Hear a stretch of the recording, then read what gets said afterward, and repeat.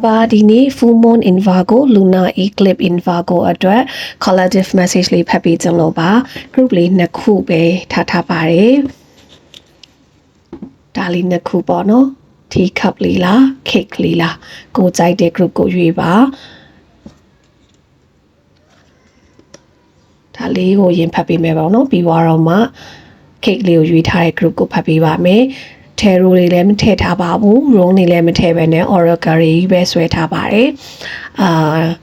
moon message လေးရဲ့တခြားနောက်တစ်ခုဒါရိုးoracle လေးကနေတစ်ခုဆွဲထားတယ်ပြီးတော့ self awareness ကပေါ့နော် reflection လုပ်ဖို့အတွက် shadow တွေအတွက်ပေါ့အဲ့တော့ reflection အတွက်တကက်စီရဒါလေးသုံးခုကိုပဲ short message အနေနဲ့ဖတ်ပေးပါမယ်ဒါလေးကနေရင်စဖတ်ပေးမယ်နော်ဒီ group လေးအတွက်စပြီးတော့ဖတ်ပေးပါမယ်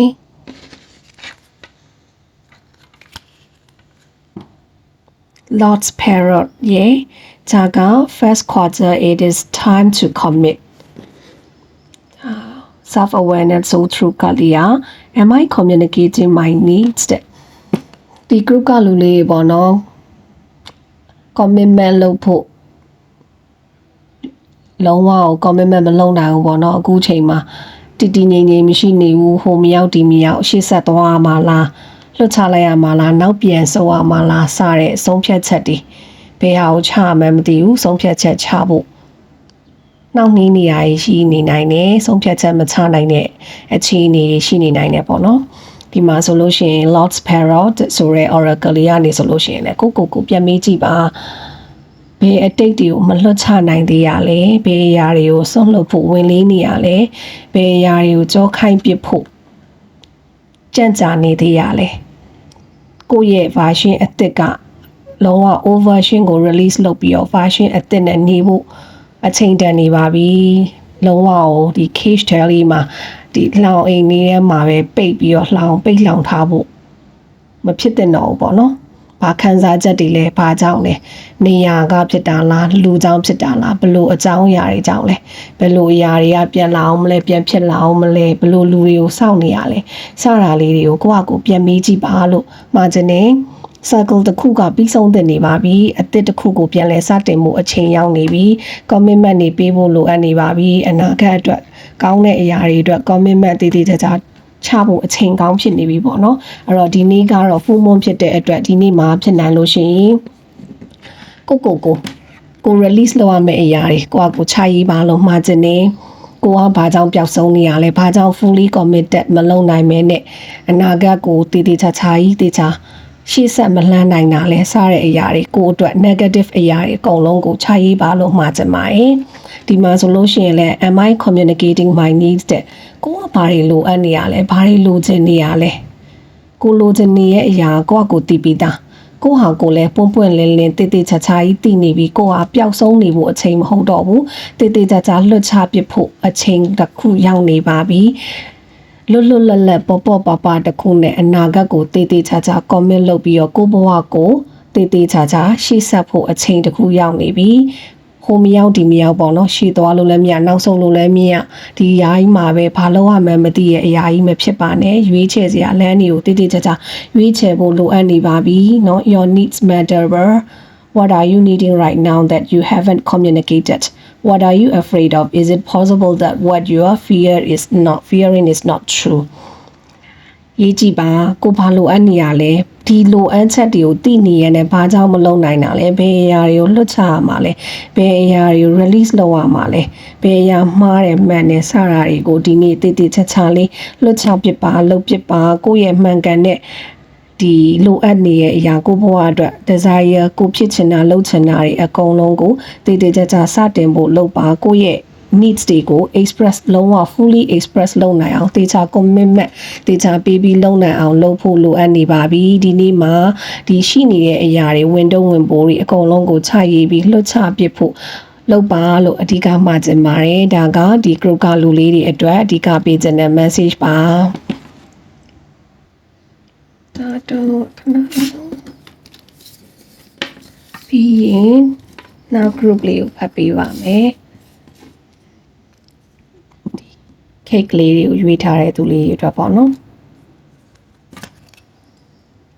ဒီ ဒီ group ကလူတွေအတွက်ကကာလီဆိုတဲ့ oracle လေးကိုရတယ် step into unknown do not be afraid stone tablet how can I surrender even more in this moment ဒီ group ကလူတွေကြတော့ဘာကြီးကြောက်နေရလဲလို့တော့မေးချင်ပါရဲ့မကြောက်ပါနဲ့တခါလေးတချို့ unknown တွေကကိုကြိုးမဖြစ်လာတဲ့အရာတွေကြိုးမသိနိုင်သေးတဲ့အရာတွေကို control လုပ်လို့မရတဲ့အရာတွေအတွက်မကြောက်ပါနဲ့လို့မှာချင်ပါရဲ့နေရာအသစ်လေးဖြစ်နိုင်တယ်ဒီဟာဆိုရင် stone tablet ဆိုလို့ရှိရင်လေဒီဟာကိုမြင်ချင်းမှာဟိုးရေးဟောင်းအဲ့လိုမျိုးကြောက်စာရေးထားတဲ့စာတွေရှိနေပြီးသားဆိုတဲ့ဟာမျိုးကိုတွေးမိရပေါ့နော်အဲ့လိုမျိုးအခုဒီဟာကိုမြင်တဲ့အချိန်မှာအဲ့တော့ဒီ group ကလူလေးတွေအတွက်နေရာအသစ်တွေလူမျိုးကြားအောင်မဘာသာကြားဆိုရတဲ့တခြားသော new version အသစ်နဲ့အရာနဲ့ကိုကြိုတင်မှန်းဆလို့မရတဲ့အရာတွေမသိသေးတဲ့ land တစ်ခုအနာဂတ်တစ်ခုကိုဖောက်ဖို့လိုနေရဒါပေမဲ့ကြောက်နေတဲ့ဟာမျိုးရှိနေနိုင်တယ်တကယ်တော့ဒီ stone tablet လိုမျိုးပေါ့နော်ဟိုးတွေကကိုအတွက်ဒီအတိတ်ကံကြမ္မာ soul contract တွေကရှိနေပြီးသားပါအရင်ကြောက်နေဖို့မလိုဘူးကိုဟာနဲ့ကိုလှုပ်ရှားရှိအောင်လှုပ်ဖို့လိုအပ်နေရဆိုတာကိုလည်းသိချာပြောပြချင်တယ်ပြီးတော့ self awareness ကနေဆိုလို့ရှိရင်လေ how can I surrender even more in this moment နဲ့ဒီ group ကလူလေးတွေအတွက်အကောင်းဆုံးကတော့ဒီနေ့ညမှာဒီကိုယ့်ရဲ့ new version new beginning တွေ future အတွက်ဘယ်အရာတွေကကိုယ်ကြောက်နေရလဲဘာကြောင့်ကိုကဘလို့အရာတွေ control လုပ်လို့မရတဲ့အရာတွေအတွက်ကြောင့်မလို့ကိုဟာ surrender လုပ်လို့မရနေဘူးဆိုတာလေးခြားရေးပါဘယ်အရာတွေကိုလက်ကိုလောက်ရမှာလဲကိုယ့်ရဲ့ desire ကိုဖြစ်ချင်တာလုပ်ချင်တာဒီအတွက်ကိုယ့်အနာဂတ်အတွက်ကိုကြောက်နေတဲ့အရာအလုံးကိုခြားရေးပါကိုကြိုတင် control လုပ်လို့မရတဲ့အရာတွေအတွက်ကိုလည်းတေးသေးချာချာရေးပြီးတော့ဒီအရာတွေကိုကိုလက်ကိုလုံနိုင်အောင်စူးစမ်းပေးပါလို့မှာချင်တယ်တကယ်တော့ဒီ group ကလူလေးတွေကလေဒီတွေးကြောက်နေဖို့မလိုဘူးရှိနေပြီးသားကိုက trust the process ပေါ့နော်must step into unknown ကိုမသိနေသေးတဲ့အရာတစ်ခုကိုရဲ step into လုံးဝခြေလှမ်းတစ်ခုလှမ်းလိုက်ပြီးတော့ trust the process လို့ပဲမာဂျင်နဲ့ universe ကသူ့အလုပ်သူလုပ်မယ်ကိုကလည်းကို့အလုပ်ကိုလုပ်ဆိုတဲ့ဟာလေးကိုမာဂျင်နဲ့အရင်တွေးမပူနဲ့အရင်တွေးမကြောက်နဲ့ကို control လုပ်လို့မရတဲ့အရာတွေအတွက်လည်းတွေးမပူပါနဲ့ထိန်းချုပ်ဖို့လည်းကြိုပြီးတော့တွေးနေနဲ့မကြိုးစားနဲ့ပေါ့နော်အရာအားလုံးကိုလည်းသိနေဖို့မလိုဘူးအခုချိန်မှာမြင်နေရမှအရာအားလုံးကို 100% perfect ဖြစ်နေမှကြိုသိနေမှငါကတော့လှုပ်လိုက်မယ်ဆိုတဲ့အတွေးမတွေးဘဲနဲ့လှုပ်เสียရရှိတာကိုလှုပ်ပါလို့မှာဂျင်ပါတယ်ဒီနေ့မှာကိုအတွက်ဒီကိုကြောက်နေတဲ့အရာတွေကိုရဲ့ unknown တွေကိုဘာဖြစ်မလဲမသိနိုင်တဲ့အရာတွေကိုဘာတွေကို surrender လုပ်တင်တာလဲစတာတွေကိုခြာရေးပေးပါဒီမှာဆိုရင်ဒီနေ့အတွက် mantra လေးရလေ I surrender I accept all that I cannot change I release the outcome and I joyfully trust the process တဲ့ဒီ group ကိုရွေးထားတဲ့သူလေးအတွက်ဒီဟာလေးကိုရေးချင်နေဆိုရင်ခြာရေးပါရွတ်လို့လည်းရပါတယ်ဒီနေ့ညလေးမှာတိတ်တိတ်ချာချာဖုန်းမုံလေးမှာကို release လုပ်စရာရှိရတယ်လုပ်ပါ surrender လုပ်စရာရှိရတယ်လုပ်ပါကိုနိုင်က control လုပ်လို့မရတဲ့အရာ change လုပ်လို့မရတဲ့အရာတွေကိုလည်း accept လုပ်လိုက်ပါအနာဂတ် outcomes ကဘာဖြစ်လာမလဲဆိုတာတွေလည်းမတွေးပါနဲ့လို့အဓိကမှာချင်ပါတယ်ဒါကတော့ဒီ cake လေးကိုရွေးထားတဲ့ group ကလူတွေအတွက်ပေးချင်တဲ့ message ပါ message လေးတွေက collective လေးတွေပဲဖြစ်တဲ့အတွက်ကိုယ်နဲ့ energy ကိုင်းမှာတိုက်ဆိုင်မှာတာယူပါလို့မှာချင်ပါတယ်ဆဆရာအဆင်ပြေကြပါစေ